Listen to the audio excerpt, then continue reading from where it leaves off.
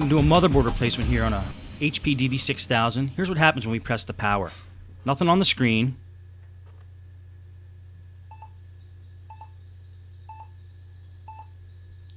And we get a couple of beeps there. Now, it could be an error code. You can check that on the HP's website, see what 4 beeps mean.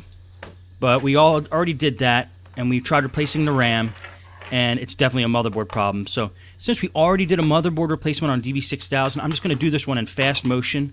You might be able to get something out of it because I'm doing it from a different angle. If you were planning on taking apart a DV6000 and you missed something in the first video, this will work for you. So I'm just going to speed it up right now. Okay, like I pulled that RAM out. I wanted to show you that we did try replacing the RAM. It still could have been a RAM problem, but with the new RAM in, it did the same thing. So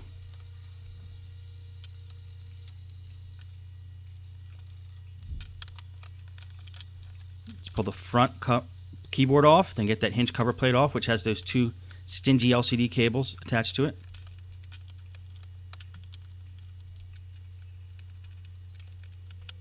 Pull off the hinges there, get the screen off. Then we realized we forgot to take the wireless antenna off and the webcam cord, which we should have done in the first place before we tried to pull the screen off. Now there's a few more screws here on the top plate to get off before we can detach it from the bottom plate. And we got to get all the screws out of the bottom plate before we detach it from the top plate. Now if you look at that little pile I'm amassing of screws, most of them are the same size. And this is the part of the DV6000 that is a little tricky. There's those 2 standoffs that are keeping the 2 plates together. Definitely watch the first video to see about that. Okay, there's the motherboard.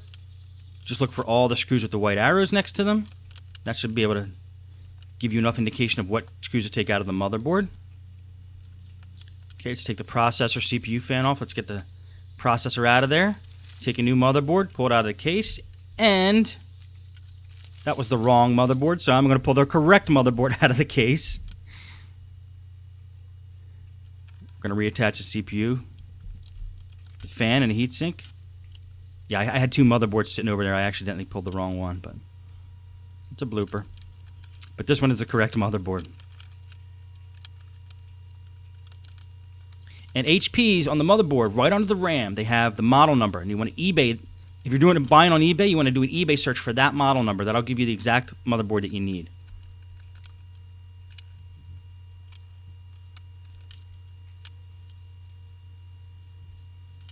Make sure you reattach all the LCD or all the cables, the ribbon cables. Get those standoffs back on. Reattach all the screws.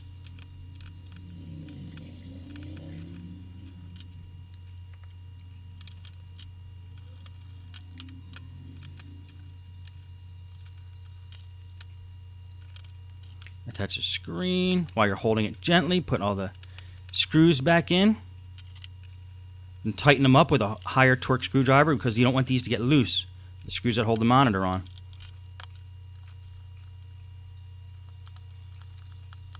Man, I wish I could really do laptop repairs this fast in real life. Okay, you got to feed those wireless antenna through the little gap that was created there under the keyboard. Same thing for the webcam cord here. Make sure everything's flush so the keyboard doesn't have any lumps when you put it back on. It all has to go back properly. It's all nice and even.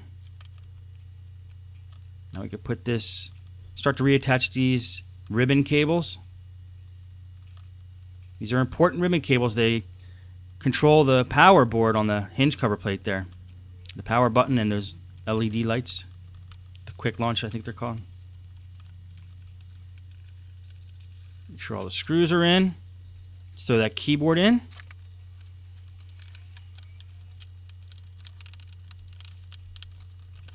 Get the hinge cover plate back on. Start to put all the stuff back in the bottom.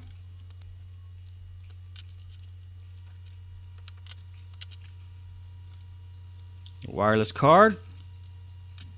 Reattach the wireless antenna. It's a wireless N. They have 3 antennas on a wireless N card. Okay, we're going to slow it back down to normal speed right at the end here just to see what the final result's going to be.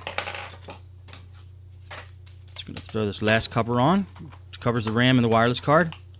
2 screws holding that in.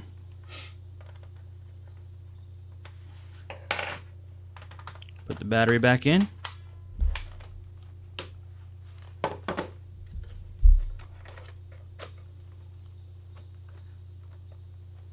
Hit the power button.